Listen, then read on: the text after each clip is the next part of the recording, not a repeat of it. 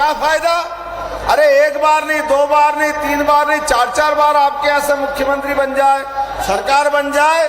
सरकार तो एक ही बार पर्याप्त होती है। और बाबा जी ने जो दूसरी बार सरकार बनाई, पूरे देश में उदाहरण बन गया उत्तर प्रदेश के। कहीं भी गुंडागिरी कर दो, लेकिन उत्तर प्रदेश में गुंडागिरी करी तो छोड़ने वाले नहीं है हमारे लिए।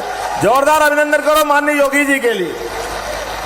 समय के साथ हम सब शपथ लेते हैं कि सरकार बनेगी, सभी जाति वर्ग धर्म से ऊपर उठ करके कानून और व्यवस्था की स्थिति बनाएंगे। ये केवल बोलने के नहीं बनाते, ये इन पे निभाने के लिए बनाते। उसी प्रकार से जैसे गरीब परिवार से निकल करके इस देश के प्रधानमंत्री श्रीमान नरेंद्र मोदी जी ने साबित कर दिया कि देश का प्रधानमंत्री कैसा होना चाहिए। जोरदार अभिनंदन करें श्रीमान नरेंद्र मोदी जी के लिए, जिनके कारण अपने देश में नहीं, दुनिया के अंदर जहां कहीं भी 200 से ज्यादा देश है, लेकिन 200 से ज्यादा देश में हर एक कहीं बाहर के, यहाँ भारत तो छोड़ो, दुनिया के अंदर भारतवंशी का मान बढ़ाने का काम अगर किसी ने किया तो श्रीमान नरेंद्र मोदी जी ने किया है, जिनके माध्यम से हमारी सनातन संस्कृति गौरवान्वित हो रही। आप बाहर कहीं चले जाओ और आप जय जय श्री राम बोल दो, इसका मतलब है कि आप भारत से आए। वर्तमान का दौर इतना आनंद का बनाने का अगर किसी ने श्रेय दिया तो माननीय श्रीमान नरेंद्र मोदी जी और श्रीमान योगी जी ने दिया। हम अभिनंदन करें अपने नेताओं का।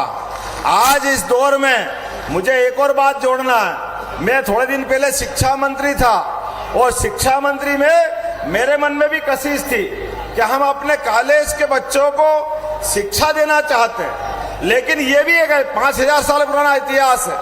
भगवान कृष्ण ने गोकुल वृंदावन से आकर के कंस को मारा, लेकिन कंस को मारने के बाद शिक्षा को कैसी महत्ता दी कि वो उज्जैन जाके शिक्षा ग्रहण करने गए सांदीपनी आश्रम में। और 64 कला, 14 विद्या, 18 पुराण, चारों वेद, हम सबको भी संकल्प करना शिक्षा की महत्ता कितनी जरूरी है। भगवान ने वो शिक्षा का ग्रहण करी।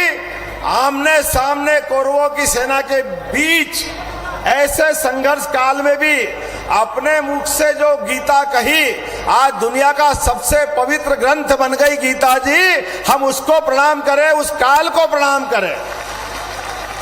और हमारा सबका सौभाग्य है, अब कोई विदेशी आता है इस देश के अंदर तो सबसे पहले प्रधानमंत्री अब उनको कोई ताजमहल नहीं देते हैं, उनको अपनी कोई भेंट देना है तो हमारी गीता जी को भेंट करते।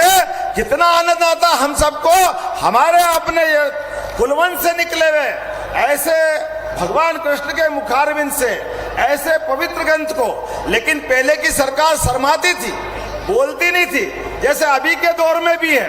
अरे यहाँ से भागे अमेठी रायबरेली से और केरल में जाके अटके, और केरल से वापस डर के मारे यहाँ आ रहे हैं। लेकिन आने और जाने में जिन जिन दल की दोनों की दोस्ती हो गई, दोनों की हिम्मत नहीं है। अरे हम तो कई फार्म भरने जाएं तो श्रद्धा के साथ कोई देव दर्शन कर लें, लेकिन ये कांग्रेस और समाजवादी के लोग ना तो मथुरा में नमस्कार भगवान को करने जा रहे हैं, ना राम जी के पास जा रहे हैं। तो इनको आशीर्वाद मिलेगा कहां से?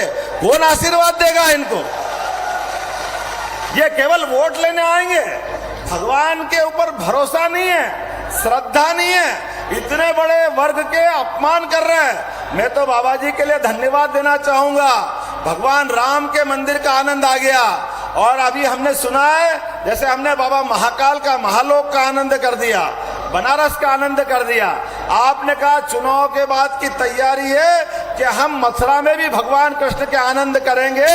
ये इनका अपना संकल्प है, और मैं भी आपको बनाना चाहूंगा। जैसे मेरी सरकार बनी, हमने कहा मध्य प्रदेश में अयोध्या के बाद भगवान ने 11 साल चित्रकूट में गुजारे हैं, तो हम चित्रकूट में प्राधिकरण बना करके जहां जहां भगवान राम के चरण पड़े, जहां जहां भगवान कृष्ण के चरण पड़े, दोनों हर पूरे राज्य के अंदर हर स्थान को तीर्थ बनाएंगे। तीर्थ ये हमारी सरकार का निर्णय है, और हमारी सरकार ने निर्णय किया है शिक्षा के पाठ्यक्रम में भगवान कृष्ण के मुख से निकली हुई पवित्र गीता और भगवान कृष्ण के अलग अलग प्रसंग, भगवान राम के प्रसंग हम शिक्षा नीति में लाने वाले हैं। अरे हम भगवान राम और कृष्ण को शिक्षा नीति में नहीं लाएंगे तो किसको लाएंगे?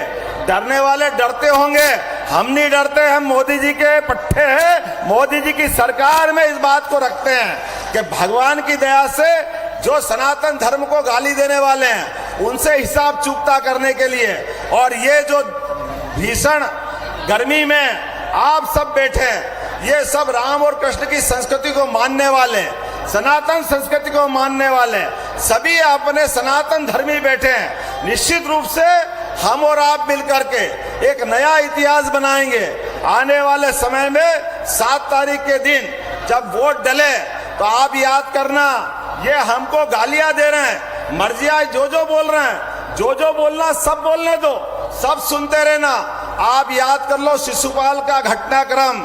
भगवान कृष्ण ने उनकी माताजी से कहा था, माताजी 100 तक गिनूंगा, 1 2 3 4 5, और जैसे ही 100 हुआ भगवान ने उंगली ऊपर करी, सुदर्शन चक्र आया और हिसाब चूकता कर दिया था।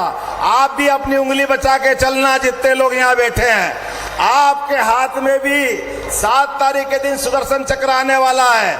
यहाँ से लेके वहां तक भगवान कृष्ण को स्मरण करना और सब अपना मन में संकल्प करना, किसी भी हालत में अब की बार हमारे को कमल खिलाना है। बोलो सब तैयार है? यहां से वहां तक सब तैयार है? तो मेरे साथ बोलो गोपाल कृष्ण भगवान की, महाकाल महाराज की, भगवान रामचंद्र की बहुत बहुत धन्यवाद। भारत माता की जय। धन्यवाद आदरणीय मुख्यमंत्री जी। मध्य प्रदेश महाकाल के लाल ने जो आह्वान किया और सभी ने उसका बहुत मनोभाव के साथ तो बदायूं में सीएम डॉक्टर मोहन यादव जनसभा को संबोधित कर रहे थे। लोकसभा चुनाव के तीसरे चरण के मतदान से पहले बीजेपी पूरी तरह से एक्टिव हो गई है। पार्टी के दिग्गज नेता देश भर का दौरा कर रहे हैं और आज मध्य प्रदेश के सीएम मोहन यादव एक बार फिर से उत्तर प्रदेश के दौरे पर हैं, जहां पर उन्होंने पहले तो संभल में जनसभा को संबोधित किया, उसके बाद बदायूं में महारैली की और यहाँ पर भी जनसभा को संबोधित किया। चलिए यहाँ रुकते एक छोटे से ब्रेक।